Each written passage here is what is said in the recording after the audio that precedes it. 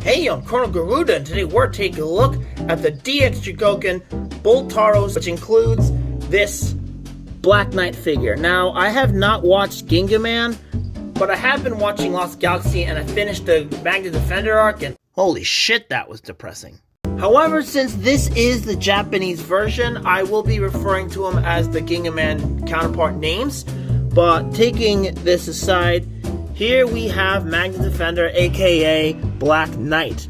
Now, Bull Black becomes giant and goes into this form of the armor, and he is known as Black Knight in this mode. And this is a really interesting concept because normally when a monster goes giant, a ranger summons the mecha and goes inside the mecha to fight, but not Magna Defender and Bull Black's case, because they go super giant into this armor and they fight, and when that's not enough, they go into their mecha in a way that's very reminiscent to the Hulkbuster. This is a really nice and well-painted figure. He's red, black, and has some chrome stickers on him, and it's got some silver at the head and not much really back here. But this is really cool, and this could be sold as his own figure because he's loaded with die-cast metal. Like, I think most of his body, except for the arms, are die-cast, and his legs too. His feet are not die-cast, and he's so poseable. I mean, the head can go 360, the arms rotate 360, they can go out that far, they have a double bend, which is so rare for a figure at the time, nothing at the waist, and unlike Oni Taijin, look what he can do. A thigh spread. I mean, this figure could do it so many years before Oni Taijin, but he can thigh spread. Inexcusable, Bandai.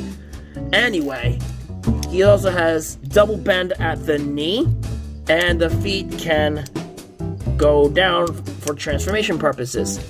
Also, this guy isn't really in the best shape. I mean, he's in good shape, but he has some paint defects or paint chipping, whatever you want to call it. It looks like he has blood on him. Maybe he's up for revenge to this day. Now, as for accessories, the figure comes with these two blades, and there are these little pegs. Let's see if I can get the camera focus. Okay, camera won't focus, but anyway, there are these little pegs here, and the figure's blades have holes that go right through them, and you can do the same on the other hand, like so. And there you go, and he's, like I said, very poseable. See if I can put him in some kind of crazy looking pose here, but... and that looks pretty cool. Next up, we got Bull Taurus, aka the Taro Defender Zord. And I always like the design of this guy. I just think it just has a very retro vibe to it. And it's clearly just the robot just kind of have the limbs and knees just going back like that. But I think it works very, very well. Now, if you take a closer look here, he's got these red eyes, which is really nice. He's got these horns. He's got a lot of chrome on him, including chrome stickers. And the only die-cast metal on this entire figure are the back hooves. And that's really nice and really cool to the touch. But I really wish they made the front hooves die-cast as well instead of this chrome plastic. But it's not the end of the world.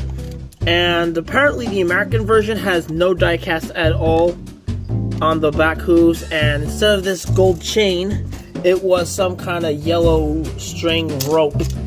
And the last change they did was they removed the tail. Now, it may seem a little strange that they removed the tail on the Taro Zord, but once you see the robot mode, you'll see why they removed the tail.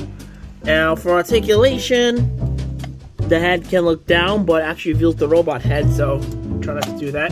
And the mouth can open just a tiny bit. It's kind of hard to see, but if you look underneath, it's actually kind of a gaping hole there, so it can't really bite anyone. And the legs can move, as well as the back legs, which can go out that far, and the tail goes up and down. And what you can do with this guy, see if I back up my camera a little bit here, but if you take Magna Defender or Black Knight, whoever you want to call him, you could just get him into a seating position, have his hands open like this. I like to have him, these hands like positioned like this.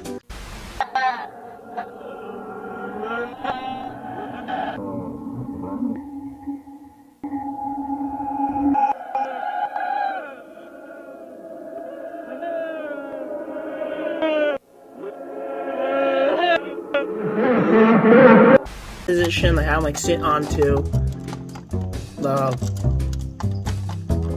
bowl. It's kind of tricky because this doesn't really lock into anything. But okay, just do it like that. It's kind of, maybe I can do this. Yeah, I guess that works. And I just put these chains in his hands, and you can turn them optionally if you want to. And now you got Black Knight / Magna Defender riding his little bull. And this set is all bull, but not shit. I absolutely love this, and that makes for one awesome display. Okay, as I was taking the figure off the bull, I made a huge mistake. I did not know, of all the months I had this figure, I never knew it, but apparently this is die-cast metal. It's actually really cold to the touch. And this guy is mostly die-cast metal. And what I didn't realize what I was doing just a few minutes earlier was when I was putting this guy onto here, this crotch piece was rubbing against this, and it caused extremely bad paint chipping on the crotch. There was all bunch of red, ugly splotches everywhere. Luckily, I actually had some black paint in my drawer, which I use for some Gunpla sometimes. And I was able to get my finger wet, dip it in there, and just rub the finger all over this area to cover the red splotches as much as I can. And I even used a Gunpla Gunpla marker. And that, for the most part, does the job pretty well, and I think it kind of fixed it for now, but that really scared the crap out of me. I mean, it's funny, because like I said, I had this for quite a while, but I never knew it had diecast right here for so long until just today, because I don't really play with this guy that often. I just usually just have him on display, but that was really scary. But anyway, one thing I forgot to mention before was that he has a switch, and upon doing it, he can do this. It's kind of a cool gimmick, but you can just spread out his arms and you can do that. And that is actually for transformation, but I think it's a really interesting little play feature you can do. Like, especially if you have weapons, you can have all kinds of crazy stuff go on. But I don't know, I'm still kind of in shock from all that crazy paint chipping from when I put him on the bull. But at least he looks better for now. So, now that we looked over the two individual figures, it's time to combine them.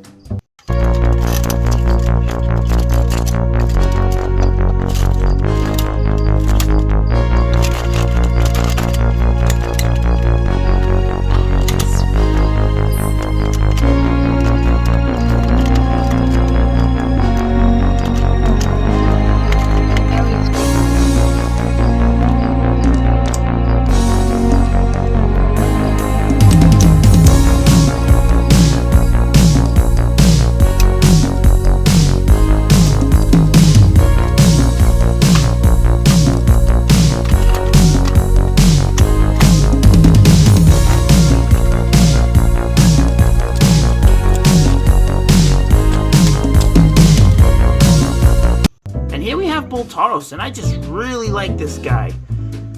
He's not like overly bulky. I mean, this is a very bulky figure, but he's not like, you know, doesn't have a very busy, overly complex design. He just looks like a knight kind of thing. I really like him.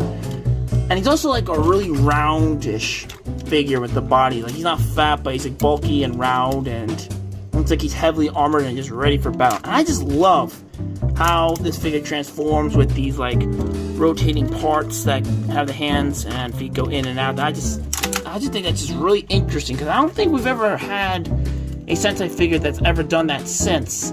And with the guy inside here, he's actually much heavier with the internal die cast, and that is just so sweet. And now for that tail, yeah, this is what they saw, and they're like, you know, that's just inappropriate for kids, so the Bandai American version took out the tail. So there's that. Now for the weapons, he can hold them in either hand, but officially in the show, or in the footage, he always holds the swords when they're all together and combined, kind of like this.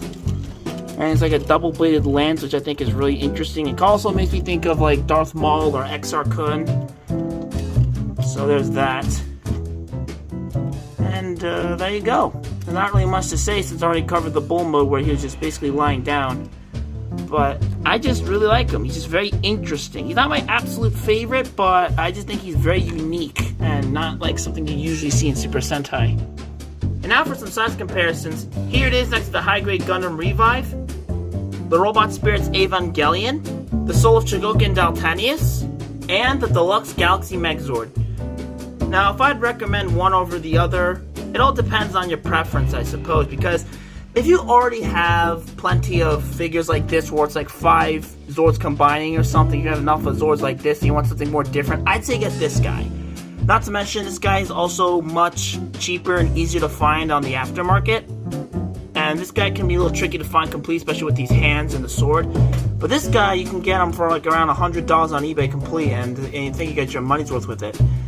So honestly, I would actually recommend this guy. But if you just, again, like I said, if you want some more traditional, you can definitely get this guy. You can't go wrong with either one. I think both of these are phenomenal figures. But I don't know, I kind of like this one more because he's just more unique. Now, unfortunately, this does not combine with the Galaxy Megazord or anything from the Gingaman line or Lost Galaxy line. In fact, all the figures were standalones, which I actually think was actually well executed in the toy line because they're all unique and stood out in their own ways, especially this guy with having a guy go inside him. I thought that was pretty cool. And then the Galaxy Megazord, the Taurus Megazord, and the Stratoforce all were traditional combiners, but they all stood out from each other. And then there was the Zenith Carrier Zord, which was supposed to be deluxe, but they weren't really compatible with like the Centaurus and Stratoforce, which is disappointing, so I'm never gonna get that figure. But those other 2 Megazords I might get in the near future. But yeah, there's just something worth pointing out. But yes, I just really like this guy. He's just one of those examples of simple yet effective, which is why I'm gonna give him the 3-fist bump. If you enjoyed this video, please leave a like, comment, subscribe, and turn on the notification button. Thank you for watching, and I'll see you on the flip side.